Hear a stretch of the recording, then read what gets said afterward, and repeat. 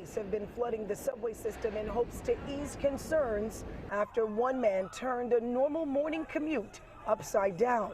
Even Police Commissioner Keechant Sewell got on an A train to lead by example. Still, nothing can change these images. I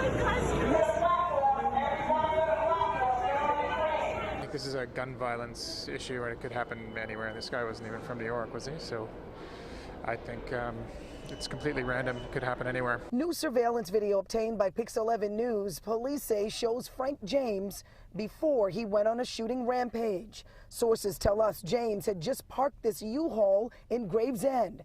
He apparently rented the van from Philadelphia and drove it almost 100 miles to New York.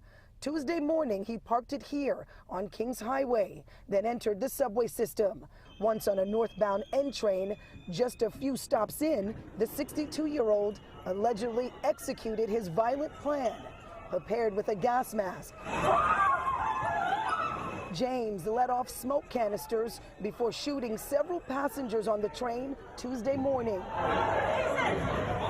Police say his actions could have been a lot worse, but the gun James used jammed. In the commotion, with passengers bleeding and running for their lives, James slipped out of the system and went on the run.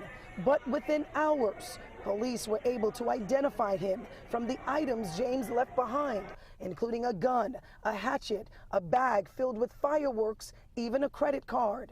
Detectives used all of this, plus surveillance video, to zero in on James. By Wednesday morning, an emergency alert went out to everyone in the tri-state area, and James went from a person of interest to a suspect.